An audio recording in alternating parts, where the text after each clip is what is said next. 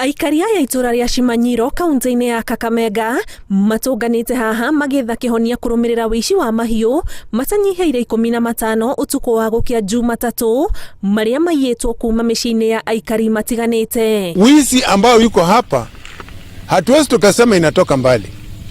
Hata kama inatoka mbali, kuna genge ambayo yuko hapa inafanya plan ya kuleta hao watu kuchukua hizi ng'ombe. Na maaskari wako tunadoroshwa mjana, alafu usiku ng'ombe ndio hizi zinaibiwa. Usalama hapo iko mbaya kabisa.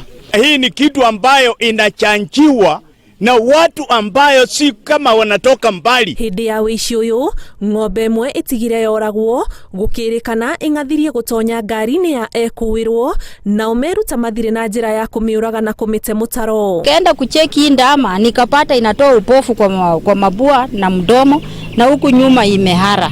Sasa kuangalia hii ndama nikaona kama mahali yani wamefurutana nayo sana, ndio wakatupa kando. Ndio walitupa kama wameshaua, kwa sababu tuko na rungo hapa na huko nyuma inatoa tamu, inaonekana walitunga kitu ndani ya tumbo. Mimi nafikiri huyu ng'ombe labda wametaka kupandisha kwa gari. Ng'ombe huyu wetu anaogopa kiboko, huwa atumchapi.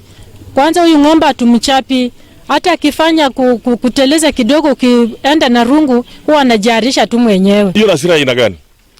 Inamaanisha kuna mtu mwenye anataka kwenda kuyuza. Aikari riu marakaira honge cia ugitiri gicigo-ini giki makiuga cieko ici irathie na mbere na kuongerereka na makinya maga kuoywo gigukorwo ari kironda gikuoya kahinda kingi getherwo kihonia matura marigainie ma icigo cia ubunge cia Mumias cia irathiro na gicigo kia ubunge kia Lugari onacio ikirikana kugumirwo ni wici wa mahiũ. Kiribotera Inooro TV, njĩtagwo Aningige wa Nyamu.